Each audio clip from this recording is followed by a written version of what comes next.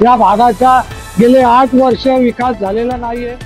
बाबा हे नवीन आले बाहेर आलं असं काय नाही, हा विषय आहे। आणि या भागामध्ये आमच्या महिलांचा शिक्षणाचा विषय आहे। ते ट्रॅफिकचं जेवढे डीपी सँक्शन डीपी आहे, आम्ही निवडून आल्यानंतर 1.5 वर्षामध्ये हे सर्व डीपी उघडण्यात येणार। नगरसेवक त्यांची जबाबदारी होती, त्यांनी ते करायला पाहिजे होतं।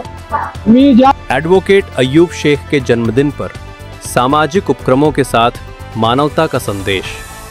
पुणे कोंडवा के न्यू डॉन इंग्लिश स्कूल में एडवोकेट अय्यूब शेख के जन्मदिन के अवसर पर एक विशेष सामाजिक कार्यक्रम का आयोजन किया गया। इस मौके पर अलग अलग प्रकार के उपक्रम रखे गए, जिनमें फ्री हिजामा कैंप का आयोजन विशेष आकर्षण का केंद्र रहा। इस कैंप के माध्यम से सैकड़ों लोगों ने लाभ उठाया और स्वास्थ्य के प्रति जागरूकता का संदेश फैलाया गया। कार्यक्रम के अंतर्गत समाज के गरीब और जरूरतमंद वर्ग के लिए भी विशेष पहल की गई। लगभग 500 गरीब एवं असहाय महिलाओं को राशन कीट वितरित की गई, जिससे उन्हें आर्थिक रूप से थोड़ी राहत मिली। इस सामाजिक कार्य की सराहना स्थानीय नागरिकों और समाज सेवकों ने की। इस अवसर पर मौलाना निजामुद्दीन फखरुद्दीन, मोहसिन भाई शेख, मजहर मनियार, मुबाशिर शाह सहित कई मान्यवर उपस्थित थे। साथ ही राष्ट्रवादी कांग्रेस पार्टी शरद चंद्र पवार गट और राहबर फाउंडेशन के सर्व कार्यकर्ताओं ने इस आयोजन में सक्रिय भागीदारी निभाई। एडवोकेट अय्यूब शेख ने अपने जन्मदिन को मानव सेवा और समाज कल्याण के कार्यों को समर्पित कर एक अनुकरणीय उदाहरण पेश किया। उन्होंने कहा कि जन्मदिन मनाने का सबसे बड़ा तरीका यही है कि हम समाज के जरूरतमंदों के चेहरे पर मुस्कान लाएं। Welcome to ACS police crime squad online portal news. आपण या ठिकाणी 2 कार्यक्रम ठेवलेले आहे। एक तर सकाळी 9 वाजेपासून तर 2 वाजेपर्यंत एक युनानी टेक्नॉलॉजी प्रमाणे हिजामा केला आहे। 270 लोकांचा हिजामा झाला।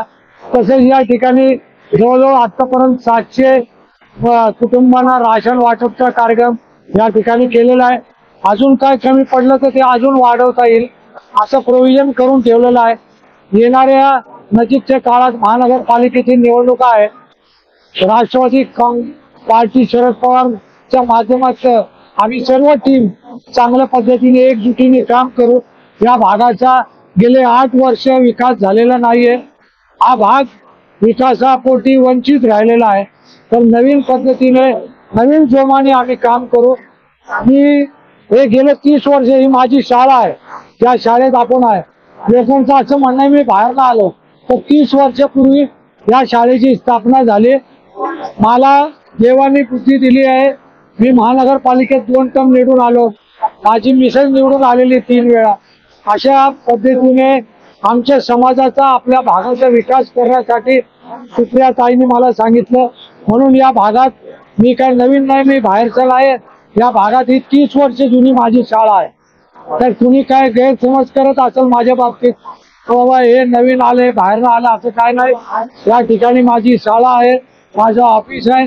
चांगल्या पद्धतीने या सर्व टीमला बरोबर घेऊन या भागाचा विकास करण्याचा आम्ही चंक बांधलेला आहे।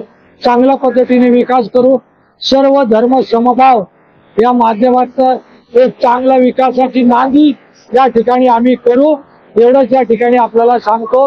आणि आपला विषय आहे आणि या भागामध्ये आमच्या महिलांचा शिक्षणाचा विषय आहे।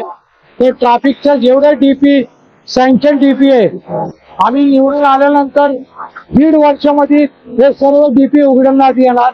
त्यामुळे ट्रॅफिकचा प्रॉब्लेम त्यावेळेस सॉल्व्ह होईल। या भागामध्ये हायस्कूल शाळा, ज्युनियर सिनियर कॉलेज महिलांसाठी 2 वर्षात करू आणि या भागामध्ये चांगल्या पद्धतीने ट्रॅफिकचं आणि नियोजन करू, शाळेचा कॉलेजचा विकास करू आणि महिलांना सक्षम करण्यासाठी या ठिकाणी आम्ही काम करू। हे मी आज बोलणार नाही, कारण हे मागे जे नगरसेवक होते त्यांची जबाबदारी होती, त्यांनी ते करायला पाहिजे होतं। मी ज्या भागात माझी विशेष नगरसेविका आहे, मी आपल्याला आमंत्रण देतो, तुम्ही त्या भागात येऊन बघा। आम्ही ज्या पद्धतीने प्लॅनिंगने विकास केलेला आहे, त्या भागामध्ये कम्प्युटर एज्युकेशनचा असू द्या, महिलांचं सक्षमीकरण असू द्या, ते सगळं काम या ठिकाणी आम्ही महानगरपालिकेच्या माध्यमातून आम्ही केलेलं आहे आणि तोच काम या ठिकाणी आम्ही तोच मॉडेल या ठिकाणी आम्ही राबवणार आहात. आपण सर्वांनी आम्हाला मदत करावी एवढीच इच्छा या ठिकाणी बाळगतो आणि आपली रजा घेतो. धन्यवाद. जय हिंद, जय महाराष्ट्र, जय भीम.